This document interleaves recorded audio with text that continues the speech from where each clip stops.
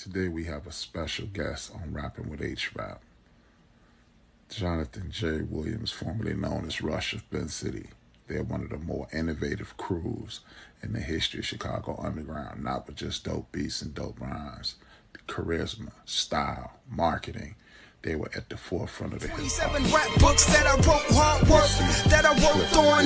Fuck work, son, cause work don't work if you work to be broke. Working 80 hours for $80 a joke. You ain't getting money, you getting pennies, you're broke.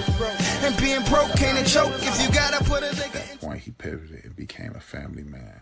He became a father, a husband, a friend, and he is, to this day, one of the pillars of the community.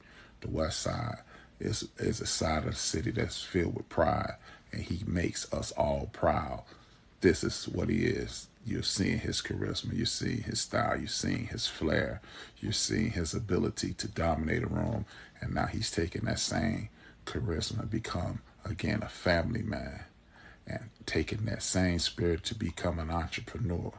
Jay is an example of everything that the West Side could be, is, and going to be today. Go, go, go, and on the count of three. Go, go, go, go, go, and on the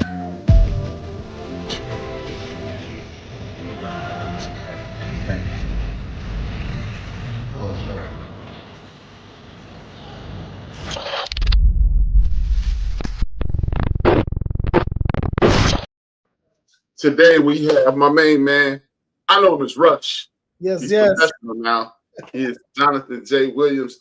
Thank you for coming to Rapping with HRap, where we talk to people in the community to inspire people in the community and put us in a better mental state, spiritual state, and communal state. Thank you for being on. How you doing today, Jay? Bruh, anytime, I'm doing marvelous, wonderful, all the good stuff, you know what I mean? Good to hear, man. Good to hear, man. Look, man, what I do, as I just stated, it seems like me and you've gone full circle. We both used to be in the underground hip hop community together. We've done 180. I'm a little older than you, so I was already a family guy. And we left the entertainment. Well, you left the entertainment world. I guess this would be entertainment as well. And we have entered the world of entrepreneurship, me and media and entertainment. You and a myriad of things in regards to entrepreneurship. Let's talk about who you are, what you are, and what you're doing. Introduce yourself, and then we'll get things going. All right. Well, my name is Jonathan J. Williams, but I went by the name of Rush Galaxy. My group was Ben City.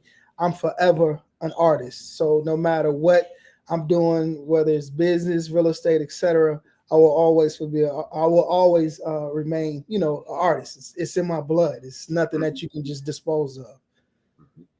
Family man too, businessman, family man, and been doing HRap for a long time. I remember back in the day when you been in a barbershop, you was talking about doing the end of the bench and just doing everything, man. So I'm glad to see you coming full circle with all the accomplishments that you currently have too, my brother.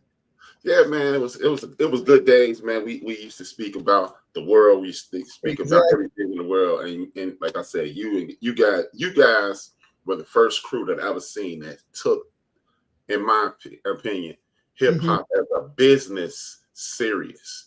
A lot of people, I want to be a rapper. I want to make dope beats. Y'all were doing dope beats, dope rhymes. Y'all had paraphernalia.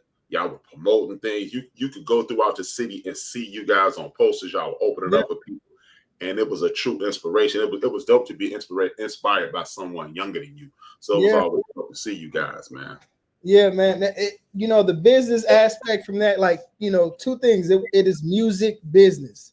If you have to take one and the other, you got to put them together. And what we decided to do, when we were making music, man, we study both music and the business. Some of us was in college, some of us was reading books about the business. And we wanted to make sure that, when that time came, if we wanted to go to the next level, that we were sharp with the business acumen side of things, and not just the cold music, the cold lyrics. We wanted to be cold with the business aspect. So that's what we wanted, that's what we wanted to do, and that's how we, came about with doing the music. Yeah, man, you guys definitely did it, man. Like I said, a lot of people were talking. Hey, man, I'm gonna get on, and I'm gonna this, some of that, and their entire entity their entire existence was built on me working for someone else. Ben Sity at no point ever said, and then we're gonna get a record deal. Y'all were talking about distribution, y'all were talking about ownership, and it was it was truly inspiring to sit back and see dudes younger than me. Because I mean, if you think about it, man, that was the epicenter of the West Side. You had people on the street. You had people in corporate. I was in corporate at the time. You had people trying to be artists. You know, this city. You had Project Mayhem. You had Tone Bangs. You had what's his name? XL. Yeah. You had I can't think his name. His last name, ironically, all three of his last name is Williams, and he was doing the marketing portion. And everybody, you know, and nobody was saying, I want, you know, out of our little clique, nobody was saying, I want to work for these people. Oh, Def Jam. Nobody was talking Def Jam. Nobody was talking Jive. Nobody was talking.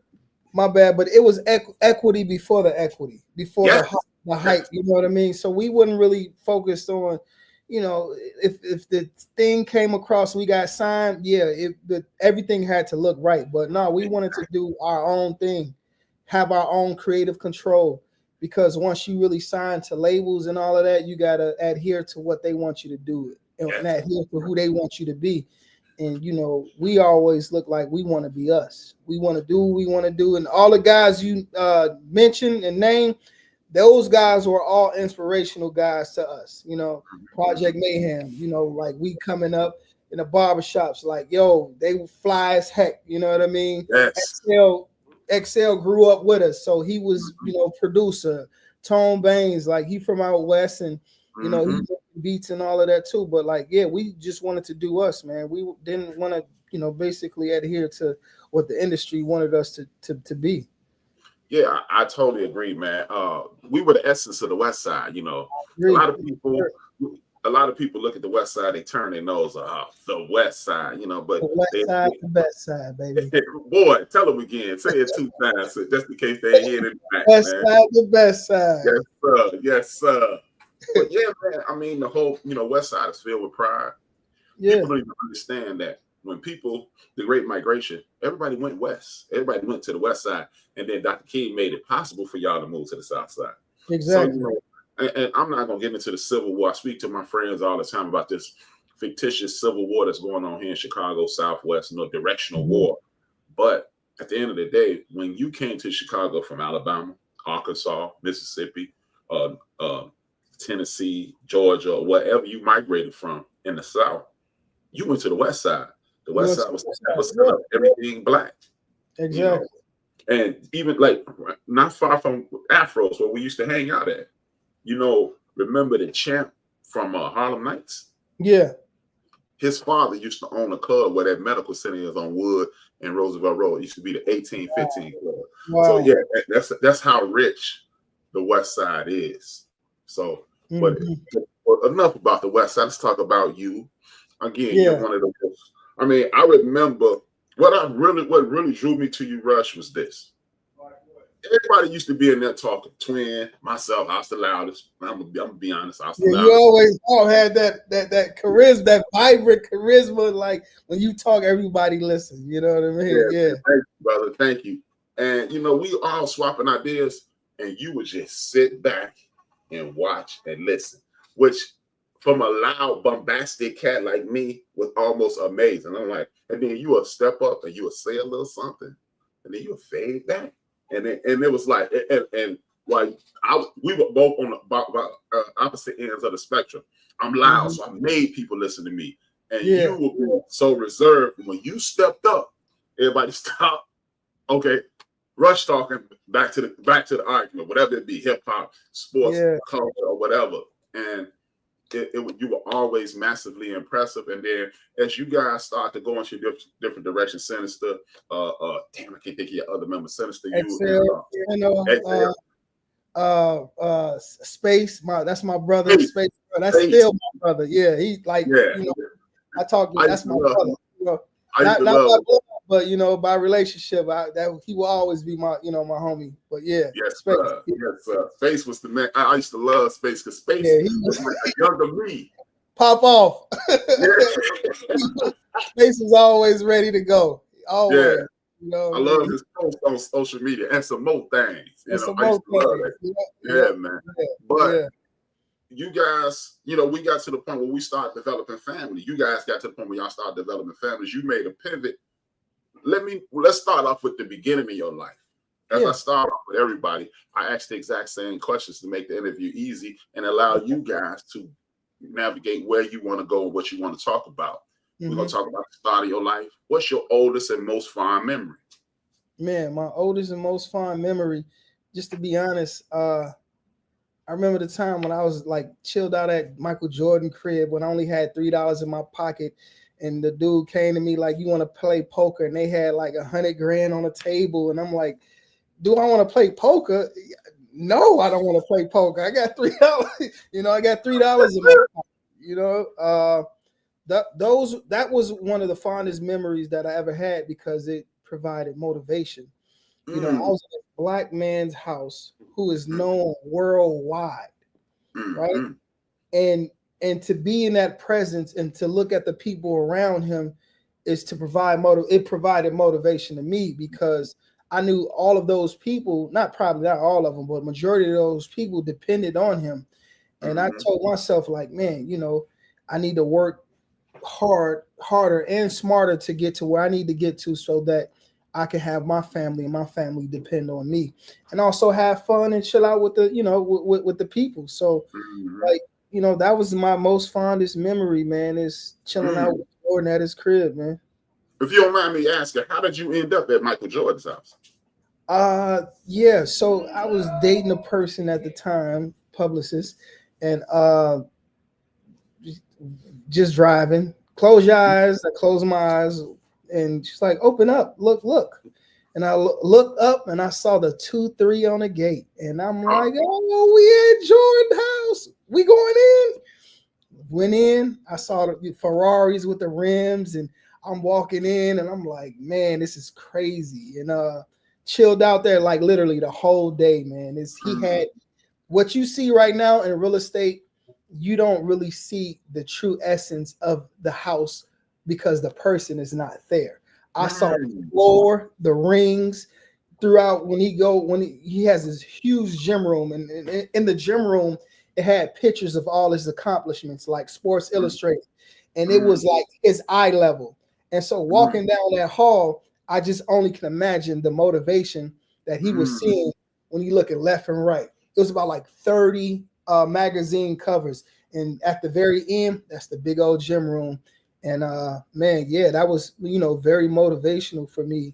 And I'm continuing to strive to be smart and create systems so that I don't have to be now in the business. So I do real estate now versus doing the business. I don't want to be always in the business. I want to create the system so that I can be away from the business and do what I need to do.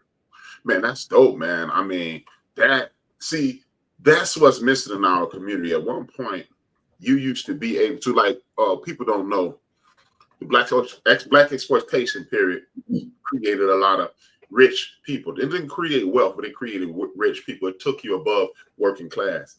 You know, it made people like Fred the Hammer Williamson, Jim Brown, turn them into millionaires, and it made Jim Kelly extremely comfortable. Jim Kelly, this is a rarely known story unless you watch a lot of interviews, which I do. I use interview styles and copy and enhance my ability to do what I'm doing. Jim Kelly used to play tennis with Freeway Rick Ross, the actual drug dealer, because they lived down the street from each other. And those are motivations. I speak about that, and I'm so glad to see people like yourself and Twin and delving into real estate, because it allows us to make the West Side stay the West Side. You being infiltrated by other entities, affluent people, and people from other cultures, which is no problem. But the fact that you guys are sticking your hand and feet in the mud and making it possible so we can keep the essence, I truly appreciate that, because you will one day, it will be a kid that see you and say, I want to be like Mr. Williams.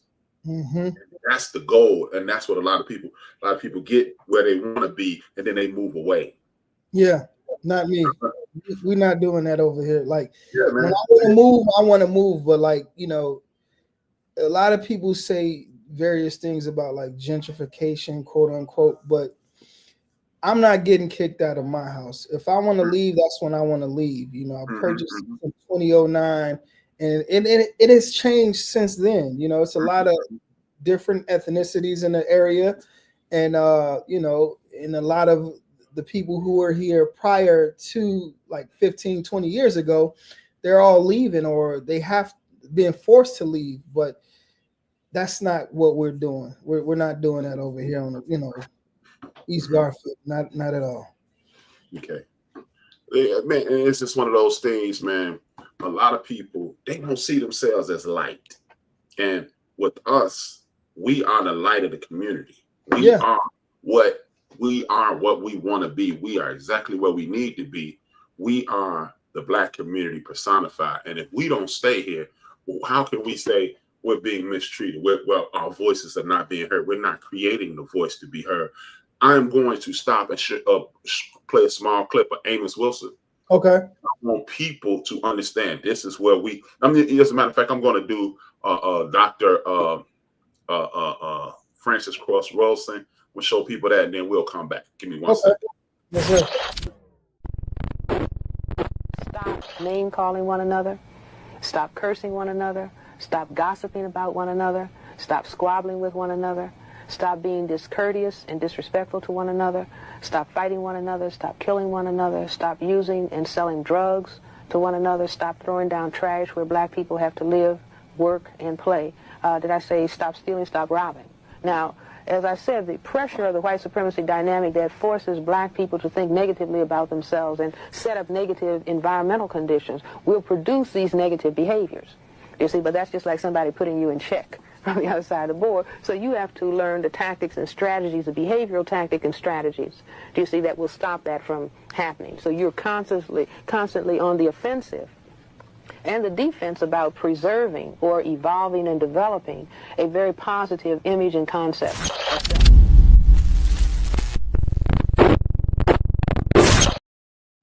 That's exactly what we were just speaking about.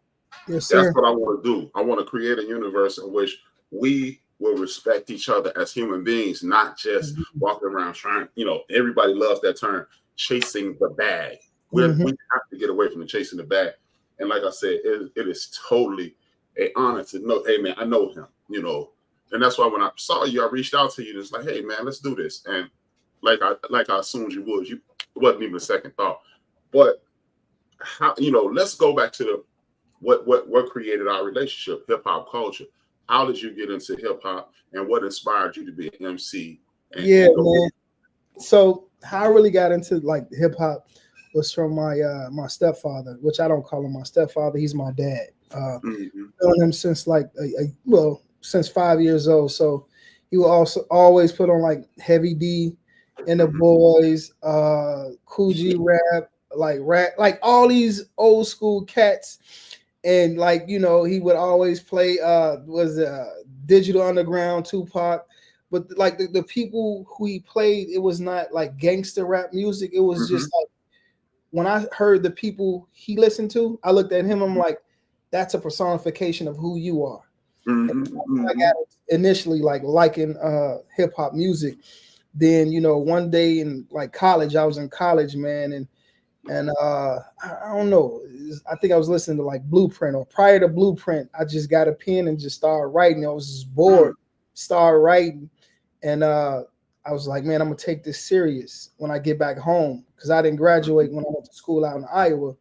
And when I got back home, we just me Space just started writing all day, every day. Then I started talking to XL, the producer. He was like, bro, yeah, I can make some beats for you all. At first, he didn't really take us serious because he didn't know like what we were really trying to do. So he gave us like some, not garbage beats, but the beats that we asked him for. Then he saw how serious we were and how we started at the bottom, and we kept just working. Then, you know, introduced us to Sino, and we saw Sino was doing his own thing. Then we just like, we always been Ben Sity. We always, like me and Space, we always been Ben Sity. That's what we created, is Ballers encouraging niggas stop imitating thugs, that was like, the cusp of it. And we had Sino had the studio in the house, and bro, we just went there every day and just wrote. XL came with beats, we came with hooks. We would just like, man, it was embedded in me. I go to sleep, listen to beats. I wake up, listen to beats. If I wasn't listening, doing nothing with music, like something always in my head was like just music. We didn't have no money at the time either, but we didn't really need to have money. It was what we wanted to do, and that was just make music and let people know, like, we from the west side of Chicago, because everybody were like, oh, y'all not from out west, y'all don't dress like out west, y'all don't. I'm like, what does that mean? We don't dress out west, we don't move like we from out. How are we supposed to do? No, this is how our west is. Yes. And, from there, bro, met you all. Always knew Twin, and you brought up something like, I'm reserved. I was always taught chill a little bit and listen to the older people when they talking, because you're a few years older than me. Twin is too, and all the guys at the shop. So you listen, you throw your 2 cents, you pull back. So that's how I always am. Like, even with the people, my mentors now, I listen, and they'll tell me, hey, look, you listen to me, you don't have to worry about what I did 10 years ago and it made me mess up with real estate for a whole year. Just listen to the things I did. So that's what I try to do. But at the end of the day, I'm going to always listen to myself, but I listen to people around me and try not to make the mistakes that they made, so I can make myself better and shorten the gap of what I want to, shorten the gap of my success and what I want to do, so it doesn't take me a long time to do it. And you know what? That's a lost skill. People, I say this all the time. God gave you the ability to hear. Listening is a skill that has to be developed. A lot of people are waiting on their turn to talk. They're absorbing, and okay, now I can talk. No. You have to listen, absorb, genuine flex, get it out, chew up the meat, spit out the bones. And that's something that early in our relationship, it was more than clear. And then, what was beautiful about it? You guys crew, nobody ever said, well, he's the lead rapper. He's the lead rapper. He's the lead. It was just y'all walked in and Sino had his presence. Space had, and you had yours. And it was like, it never crossed your mind. Who's the lead guy? It was just, man, they dope. And didn't nobody different each different song. It was greatly appreciated. And you guys' dedication, if nothing else, showed in your art, because y'all was, dude, we on the west side of Chicago. This is as hip-hop is making this climb, this precipitous climb into taking over the world. And you guys were doing what the dudes on TV were doing. Yeah. Y'all walked in with Ben Sity t-shirts. Yep. Hey, I can get you one. You want one? I'll go get you one if you want one. Yeah, all of that. Yeah. Yeah. It was super dope. That's what we wanted to do, bro. Like, and a lot of people think about it right now, like, oh, I gotta have all this money to do this. I gotta have all this money to do that.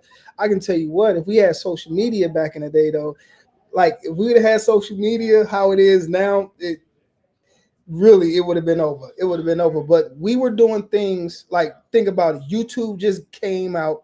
We met the dude Travis, and I forget how we met Travis from Ike Films, and he was like, I do videos, like we make music. He's like, let's do a video. And we did the video. Like, we were the first dudes, not just in the West Side, I think like Chicago, probably period. But I know in Chicago, we were the first dudes like doing videos on YouTube.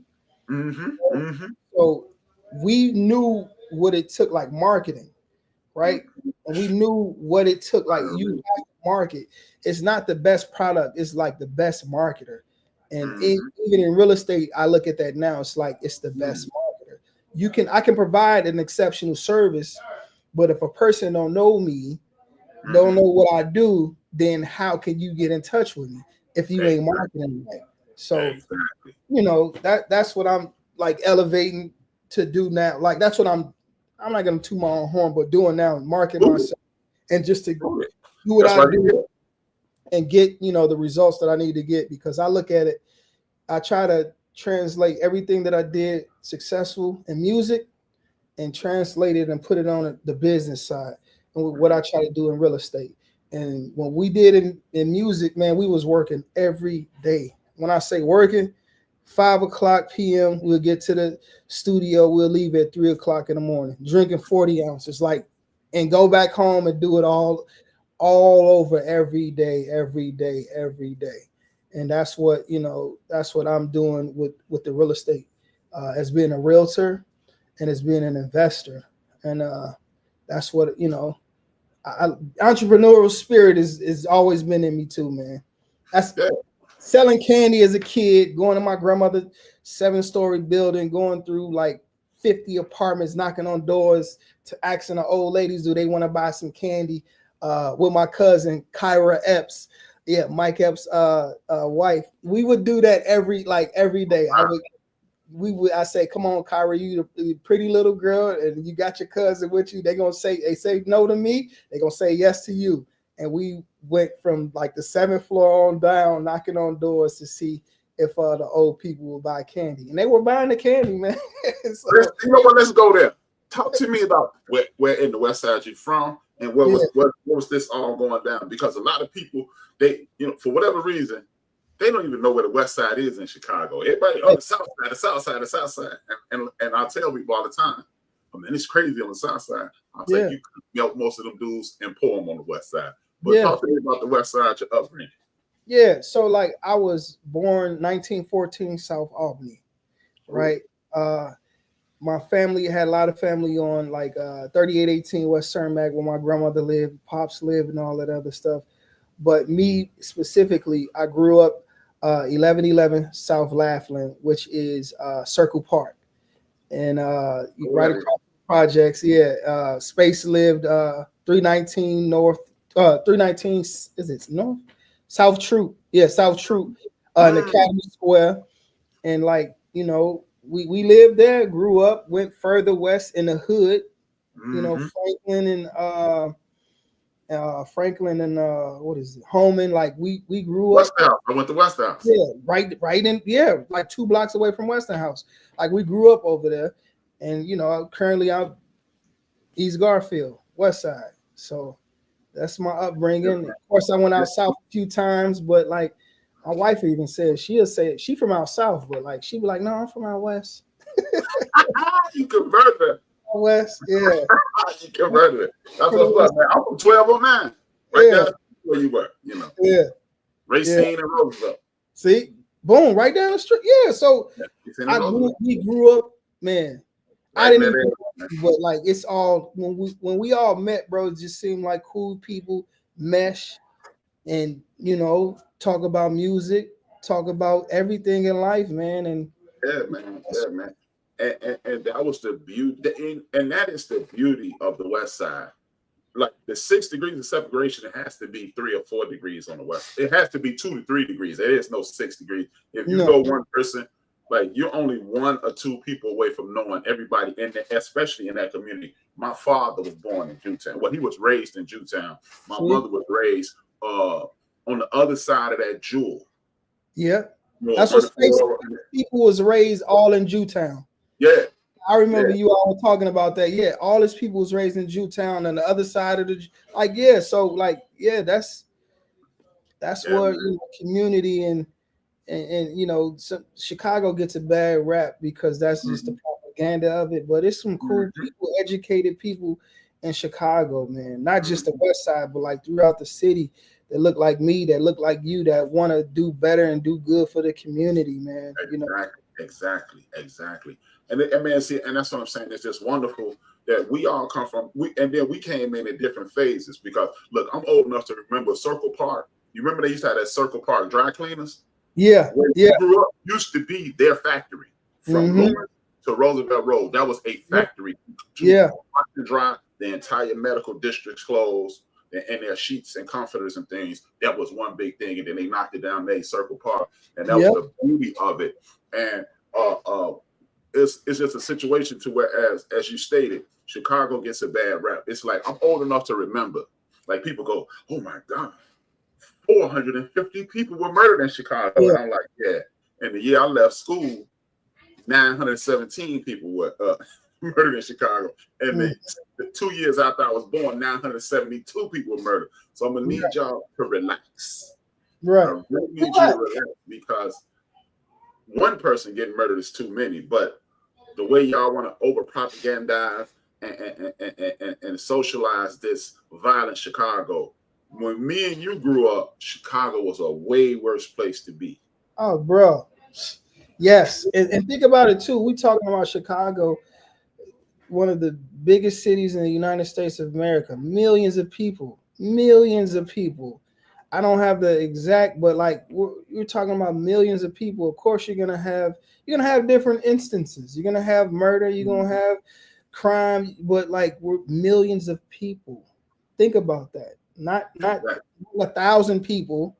Right. Population. We're talking about population, millions of people. 3.5 million in Chicago in the 606, and in Cook County is 9. Come on. So if you're gonna tell me, I mean, one person being hurt, injured, scarred, or terminated is far too many. That's far too many. Yeah. Right. But when you're looking at the reality of the situation, 3.5 million people and 500 of them were unalived unnecessarily. So let's just look at the reality of the situation and say, hey, what can we do to fix that? Because if there was 10,000 people unalive, then we'd be like, oh, wait a minute. Right. We're talking about less than 1,000 and comparing that to 1 million people. That means that's a problem that can be solved. They can be rectified, and people are just not taking the necessary steps to resolve those issues. Opportunity, man, and lack thereof, man. You know, talk to me. I got like guys, man. I give them opportunity. You know, I got one guy. He loyal as ever. Did 15 years in a joint, and he said I can't find a job. And you know, he was brought to me like 2-3 years ago, and loyal. Whatever I need, hey, I got it. If I need the doors open, I need to frame a wall, I need anything with the real estate, I got it.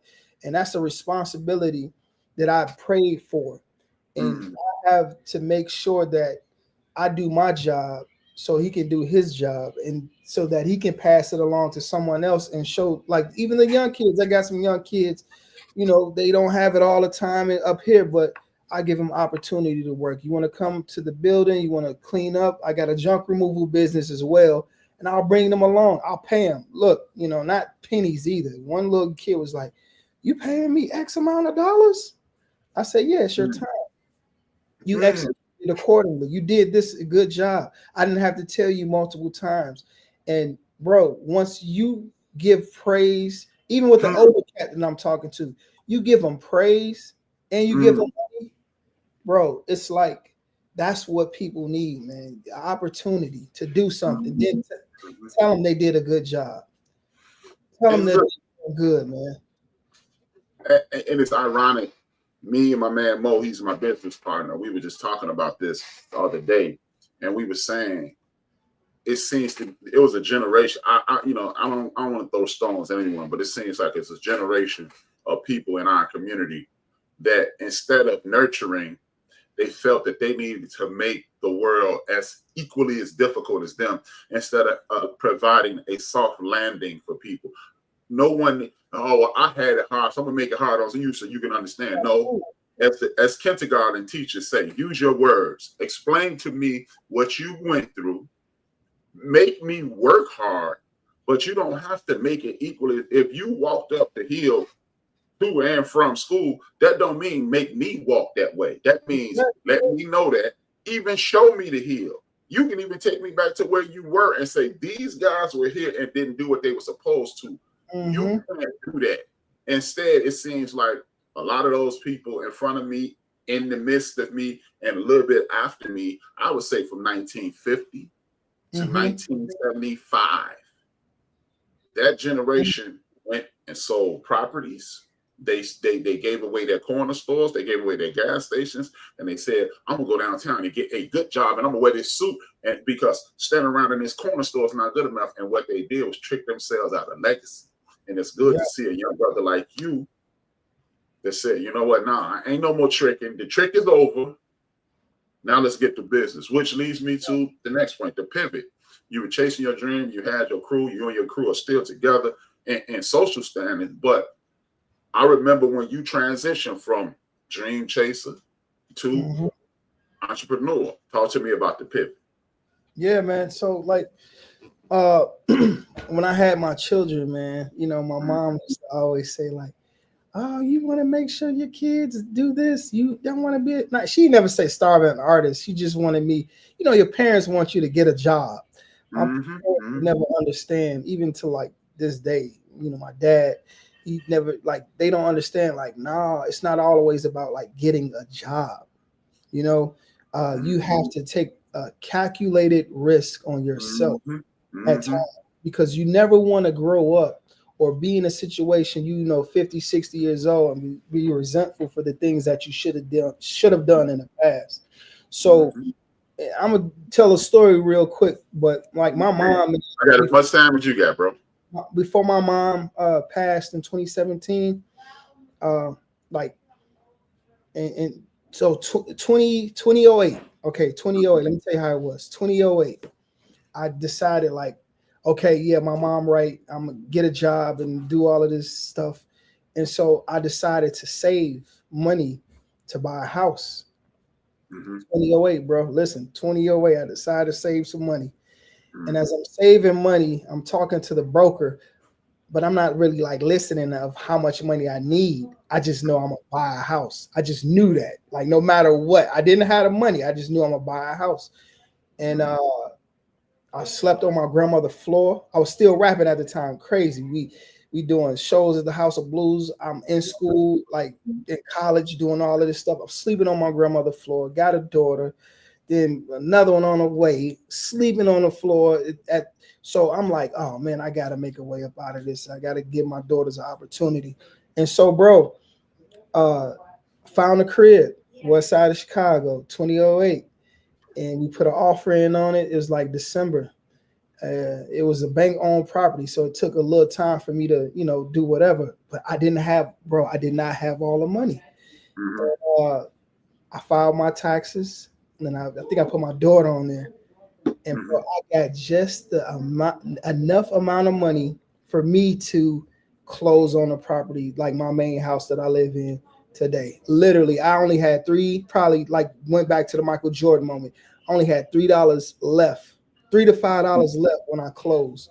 But I knew I had a piece of property and land that I owned, and I knew what I wanted to do. And I knew you could build equity, build a family. And yeah, bro, it just kept going. Before my mom passed away, she gave me like $15,000 to get another property, and she's like, "Do you want your money now, or do you want it when I pass?"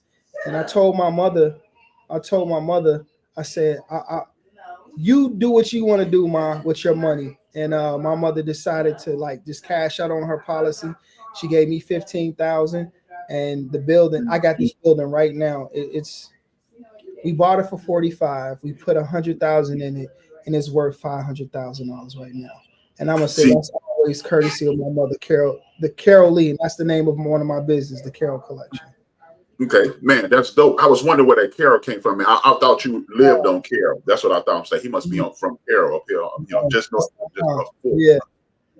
Yeah, that's my name. And look, just to show you the synergy of God, right? That's kind of my story. You know, unlike you, I had already, you know, when we were talking, we were building in that barbershop, and all of us was making moves and making connections so we could chase our dreams. I was working for the Washington Post company. I was showing up with y'all in sweatshirts and t-shirts, but I had to wear a certain tie every day. You know, I was like, and I'm not gonna lie to you, dog. Around the time that your mother was getting sick, you and your mother having that conversation, I had just transitioned onto more money than I ever made before in my life. And this was the pivot in my life. And I had the same situation with you and your mom. And I'll never forget, man. It was August 24th, 2008 to be exact. I just got this promotion. I sat at my desk and I said, I made it, you know, because I'm like 6 figures. Yeah. I made it. And, you know, And then I did something. God, I know something. God said, see how you made that money. And I did the numbers. I had made them $6 million. And it was August. And I went from whoa to what the pennies. I was like, this is a joke. Yeah. And man, shortly thereafter, my mom gets sick. Found out my mom was sick in December. Fast forward to the next year, my mother was like, she reminded me of what I said I wanted to be as a child. And I told her, I want to be a sportscaster. I said, I'm changing my number to 32 from 44. She asked me, you don't like Reggie Jackson anymore? I was like, hey, nah. yo, you said you changed the number from what? 32 to 40. I mean, 44 to 32. Hey, that was my in high school. That was my basketball number, 32. Hey, man. Come on, man. Man, yes, sir. I swear, I still got the email, JRush32 Pride. Wow. In high school. I changed my number to 32. Yeah, my she bad. Said, why you change your number? I said, because that's when I'm going to retire from the NFL. And I'm going to take O.J. Simpson's job because he'll be too old. So my mom is literally 2 months away from passing away. Yeah. She said, you remember what you told me you were going to be when you grew up? And I was like, yeah. I told you. And she said, oh, yeah, you do remember. She said, why didn't you do that? I was like, Mom, I don't know. And then I told her why I really wanted to be a sportscaster because I hated going to church.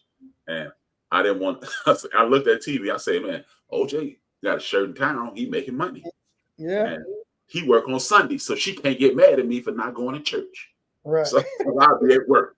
And, right. And then I told her, and at the time it wasn't called a podcast. I was like, I'm going to buy some airtime. I'm going to do it. She said, you should do it. And that's why we on here now. Because I started December 13th of the year I did.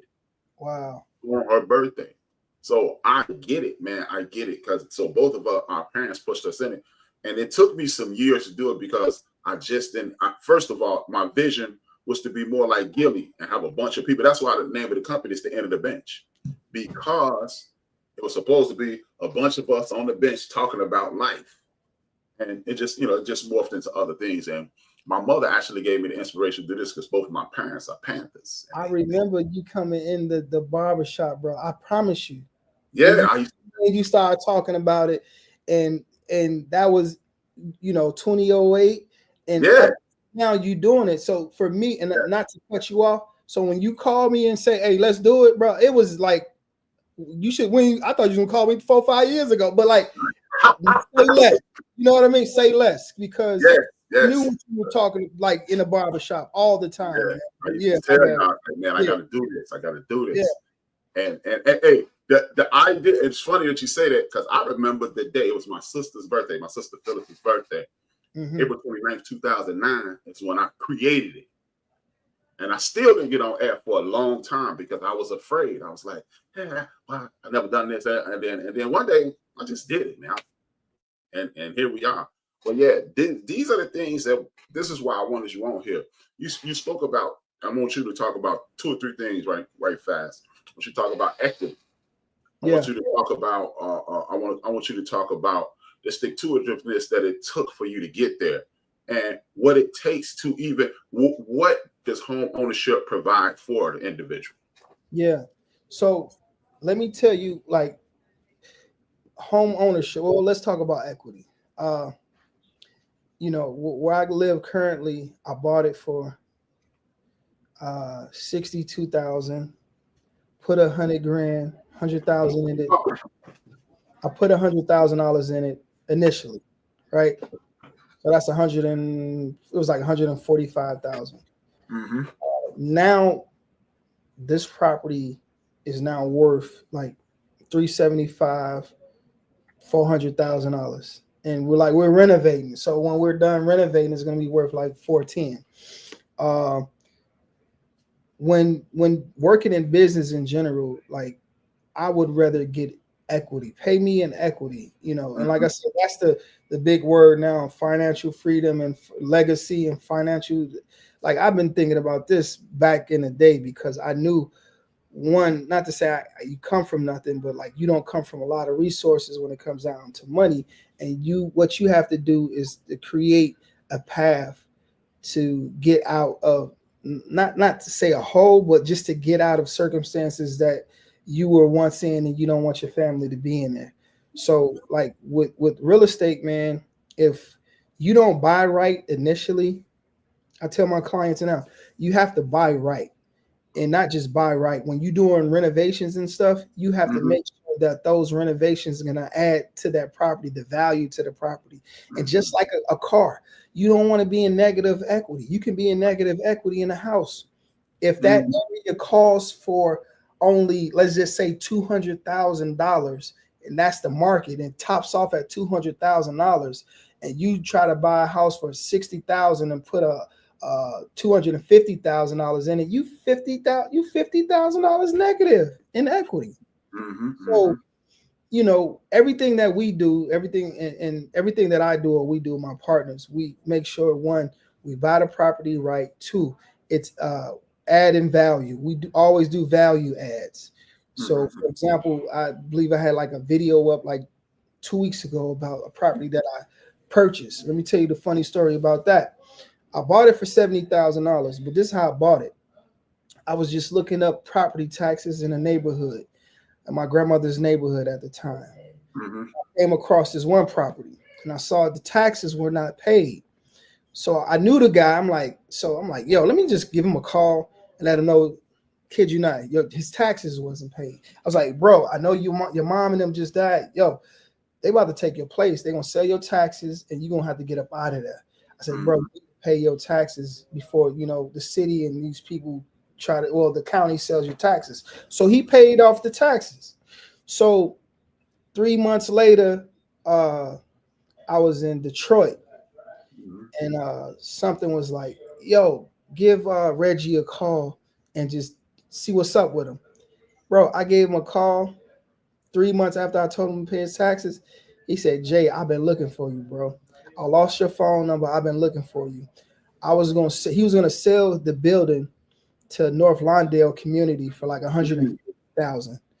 He said, but I could have lost this building, so I want to sell it to you for $70,000. So he sold it to me for 70 grand, man. And I remember when I purchased it the day that my grandmother died. Oh, wow. 2023, 2 days after my birthday, February the 17th in 2023. And I was like, this is a gift from my grandmother. And I've been working on that building ever since. A couple of mishaps, couple of ups and downs, hiring, firing different people. And even with me taking money to go help my clients with their properties.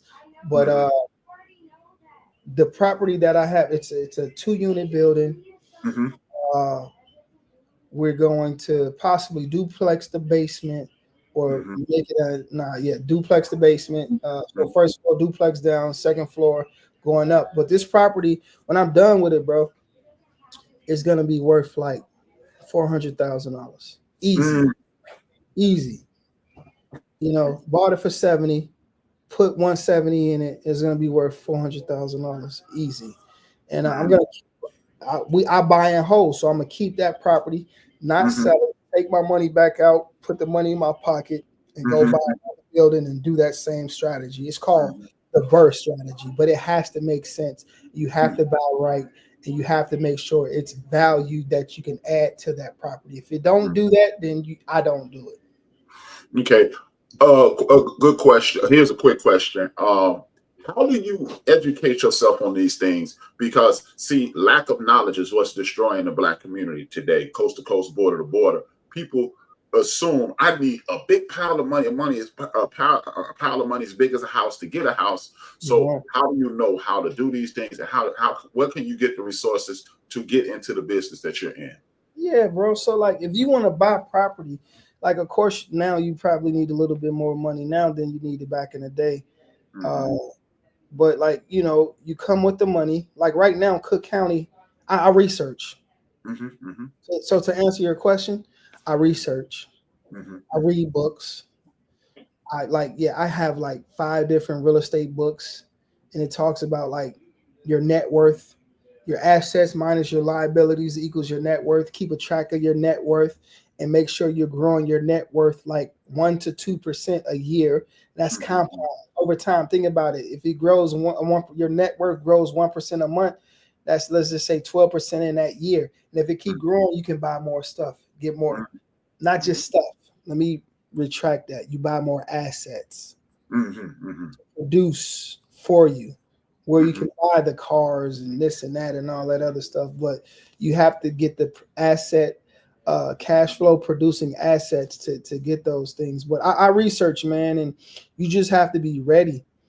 And you gotta have it in your mind, like if this is something that you want to do. Like FHA has a loan called a 203K loan where you can purchase a house, rehab the house. Think about that. You purchase it like I did. I literally used the FHA 203K loan for my primary house when I initially bought it. I bought it, used the renovation aspect of it. I didn't have to pay mortgage for 6 months until the house was ready. So I didn't, I put that money was tied into that, and renovated the house. And you just have to like keep the money, man, and have the money work for you versus you working for the money. So, and you know what? That's why you and during your intro, that's exactly why I used that portion of your song. You literally said that, and the video was posted 15 years ago. You literally said that in the intro of this program. That's why I use that, because people assume that you have to be insanely wealthy to earn and purchase.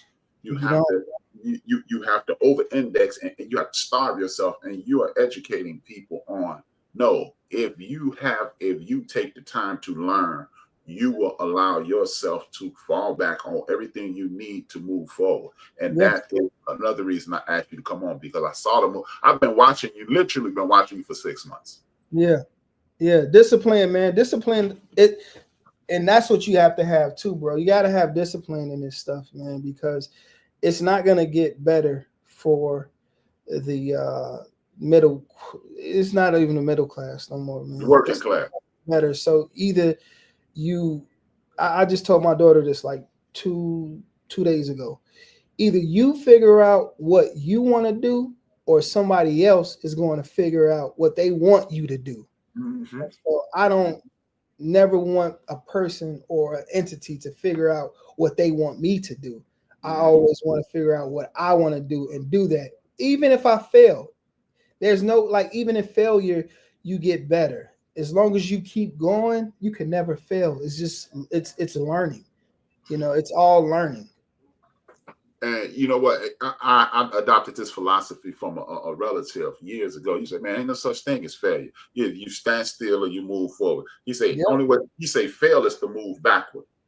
And I was like, what you mean? And he was like, look, if your goal is to save $10,000 and you save $7,000, you fell short of your target. But guess what you figured out how to do? Save $7,000. Exactly. You are $7,000 richer than you were when you started. How is that a failure? And I was like, man, he told me that, and I was in my 20s, and it was just a situation to whereas, like you said, life will throw you a curve, and life will knock you down, and sometimes you just got to get that standing 8 count and stand up and bounce back. But you know what? The thing that I personally believe that holds our community back in its totality is the fact that people don't mind watching you fall on your face. You know what the reoccurring thing in your life has been?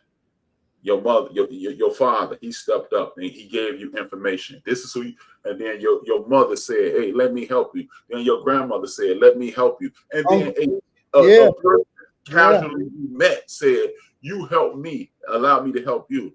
People don't believe those people. And people can dismiss it. Oh, well, that was his father. That was his mother. That was his grandmother. Man, I don't care who it is. People are out here helping people. So maybe you should stop assuming that everybody's out to get you, or allow the person to quote unquote get you and use that as a point of reference so you can continue to elevate. You stand on that quote unquote mishap. I'm not going to call it a failure anymore. Move forward. And that's, again, like I said, man, I've been watching you. I'm like, man, Jay killing it.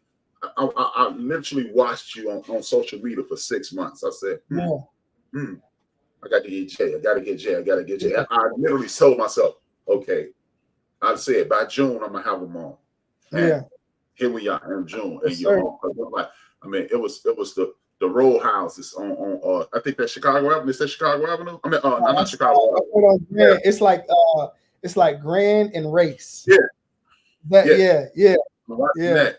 You know, so you said coming soon. It was a duplex. I think that's the place you're talking about, the $70,000 place, isn't it? Oh no, that's North Lawndale. That's the one. Okay. Yeah, that's the one. Okay. And then I saw coming soon, and then I'm watching you, and I'm like, I got to get them on because, like I said, you have mishaps, and I'm recovering from one at this point. So it's just, and that's why that's why I work like what my business partner Mo. He's watching now. Man, you grind. I'm like, look, man, I got to get back at a minimum to where I was. I got to get back there. But my goal isn't to be there. My goal is to help others. And a lot of y'all, man, you just talking. Well, my reputation, and you can attest to that. I've never talked about the things, even when we were talking about making it big in other aspects. I never said anything about HRap having no money. I never said anything about me. I was like, man, how many arguments did you listen to me have against the entire barbershop about what we need to do as a group? As a group, you always, bro, and that's what, like, what you just said, bro, is what we lack in the community, bro.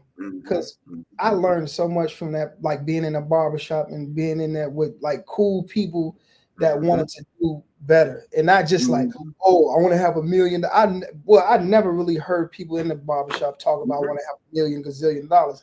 It was like, yo, I want to do better. I want to go make music. I want to perform. I want to do various things, because I believe this, bro. Once you're passionate about something and you dedicate your time and you dedicate yourself to that, the money will come. It will. The money will come.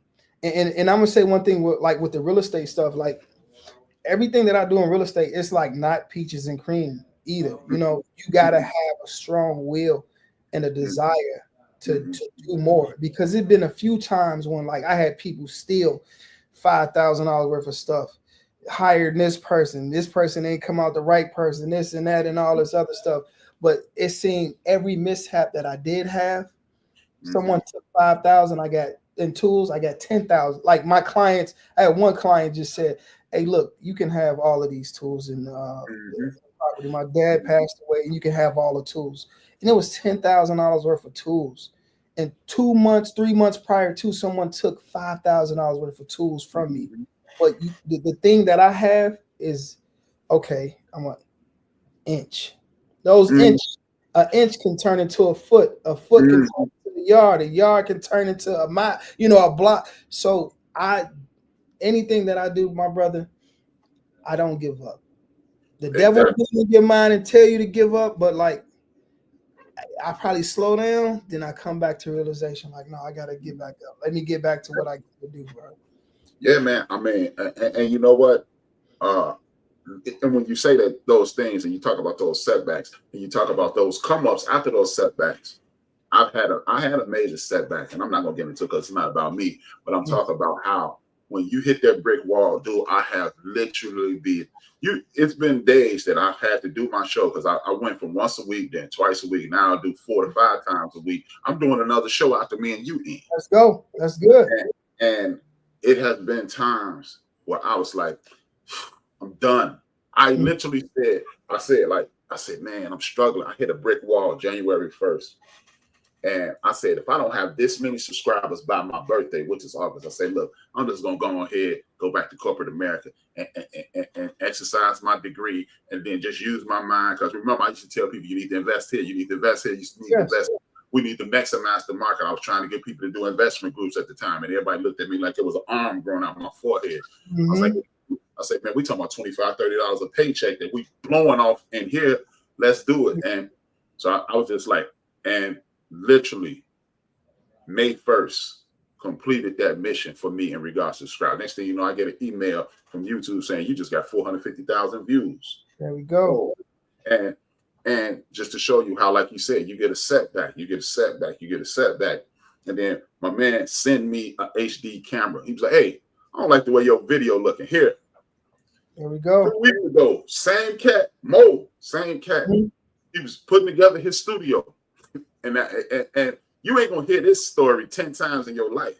My man's like, you know what? I'm sick of this damn MacBook just sitting in the house. What's your address? I said, what? He said, man, I'm sick. I ain't gonna use it no more. I bought it last year. I don't use it. Bam. And I was like, okay, that's God saying, don't stop. I got you. I got you. Yeah. Just, you close. You close. I've had, you have people kick you in the face. You have people judge you. This ain't going, that ain't going. See, that's your problem. And I was like, and I have been, I told Mo, I was like, man, he was like, man, you just going and it's like, ain't nothing in the world bothering you. And it comes from, like, what you would come from MCing and understand that it's a big hill to cry.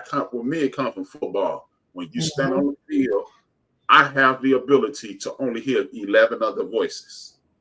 We could be in the Bears Stadium, Monday Night Football, and I know how to disseminate each voice. So I use that to hone in on exactly this. Just this screen. I have been furious, obsessive with it. And like, man, and I just got to block it out. And that's why I wanted you on, because we need to let people, and especially young people, understand that, man, there is no slick, smooth ice world. No, nothing is instant, baby. I don't care what Instagram you are on and social media you look at, nothing is instant but coffee, tea, and that's it. And that ain't even good for you. And disappointment. Nothing is instant. You gotta go out and get it, man. And it's when you out here getting it, like my daughter, she's about to start selling like real estate with me. And you know, you as the provider, you as the man, or you as whoever it is in the house, you have to show your family what you're doing and what they can do. I told my daughter, I say, you know, she's artistic, not autistic, but she likes to do artistic. So I said, baby, look, if daddy give you a couple of his contacts, you can make X amount of dollars and you can do whatever art you want to do. Well, I don't want to do. I say, think about that. Other people, other groups of people, they do that. They businesses and put their family in those businesses and prepare, not just put them in, but prepare them, right, to do whatever it is, take over these businesses, and they do what they want to do on the side. And that's what I'm teaching my daughters to do. Even though you probably don't want to do the real estate, but when you see the checks and you understand what you own and understand how this quote unquote it's monopoly, how it works, then you'll be like, oh yeah, okay. I tell them every day, yeah, daddy doesn't want to do certain things, but I do it. But for real estate, I love doing real estate. I love being a realtor. I love being an investor, Airbnb, landlord. I love like real estate, you know, because it's something that you can literally go from zero, take nothing, and create something, man. And so the community needs to know, like, you can do stuff. And if you're gonna do something, man, do it in real estate. But just always remember, make sure you buy right and have the right mentors and people around you. Don't try to do it yourself. That's what I want to say. Last thing about the real estate. Don't do it yourself.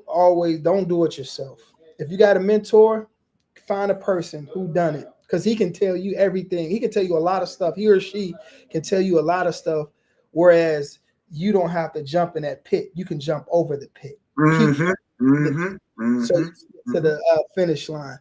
But don't try to do it yourself. Get a team and you can do it, man. It's just, you know, you doing it and being dedicated and hone out everybody else, hone out the noise and go for it. And before you know it, you'll be at where you want to be.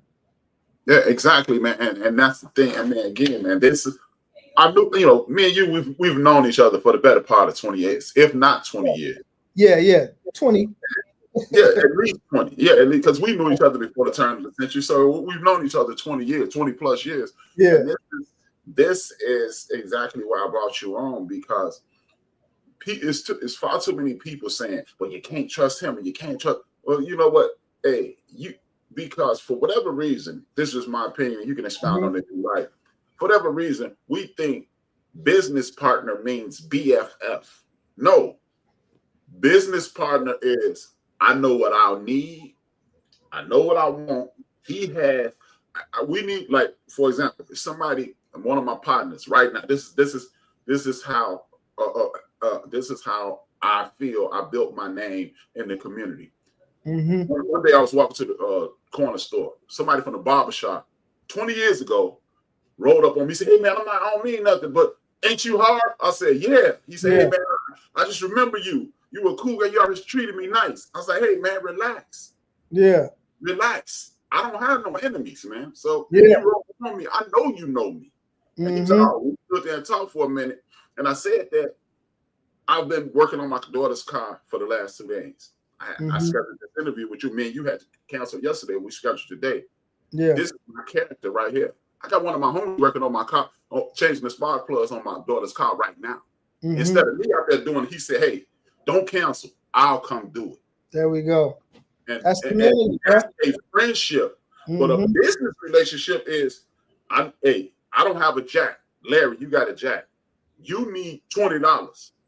Here's $20 to use your jack. Tap, tap, tap, pop. He don't have to be my friend. He just he provided me with a jack, and I did. Would you, hey, make this house work, or introduce me to these people, Jay.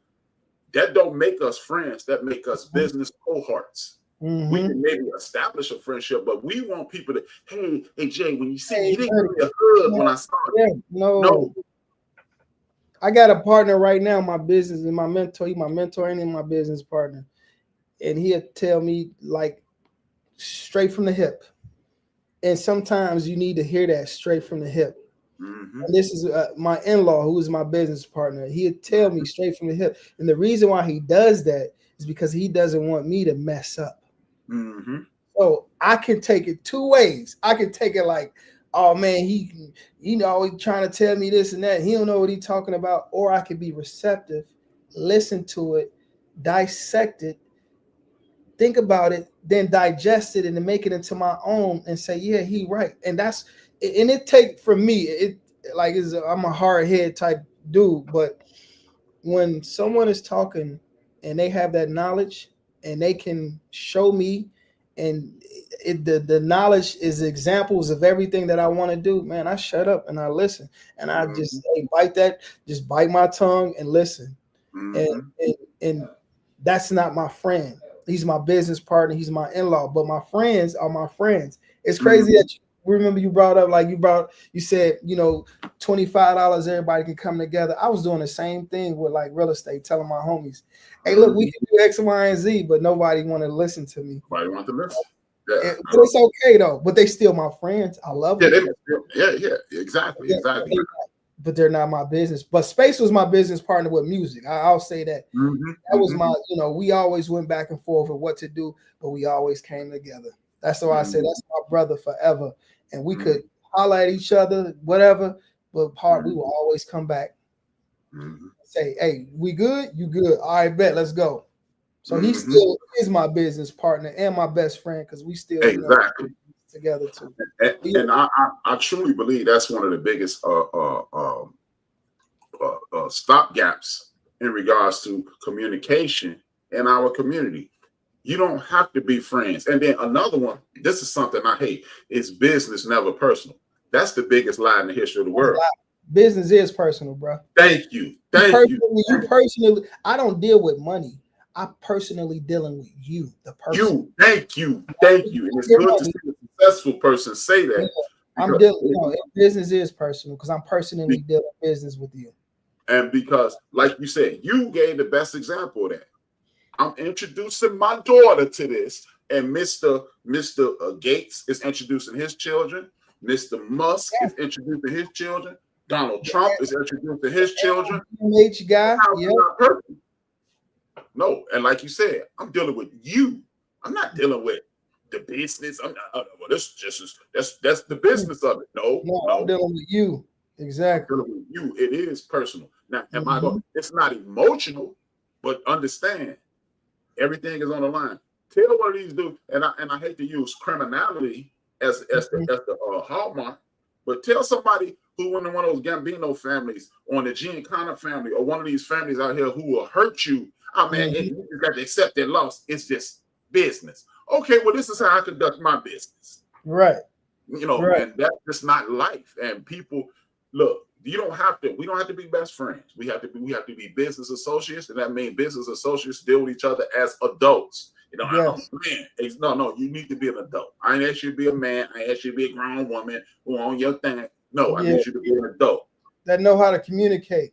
Communication is the key, and people don't understand that. And that's why, like you said, you just have to have blinders on, and your people gonna look at you like you nuts. But you know what? When the smoke clears and you walk out, everybody who I ain't even asking you not to doubt me, but I need you to trust me. Have I let you down? Yes. Have I disappointed you? Yes. Have I ever quit on you?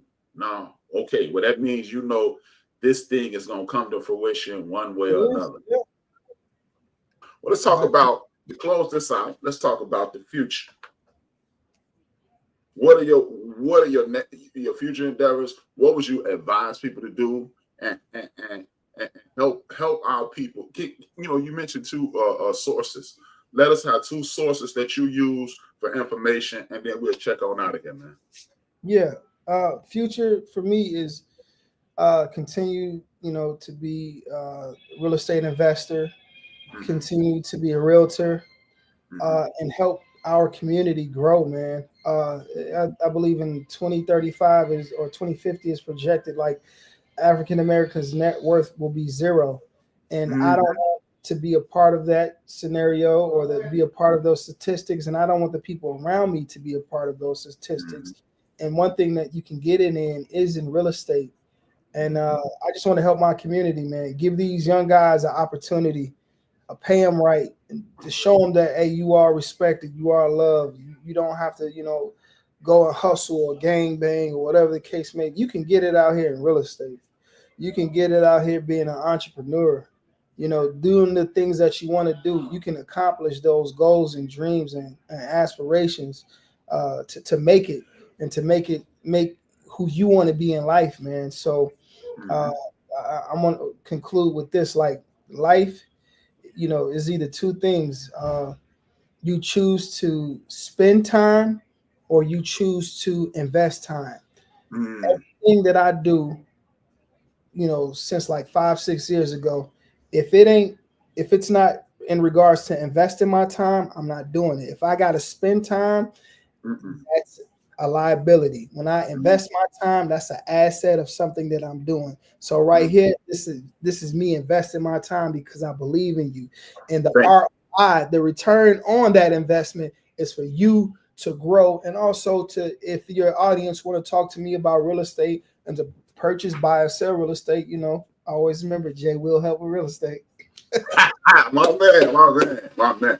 Man, Jay, it's dope to see you. It's so funny to call you Jay, man. I'm just Rush, baby. Yeah. But it's good to see you. I'm gonna call you Rush to close out, so I can be cool, baby.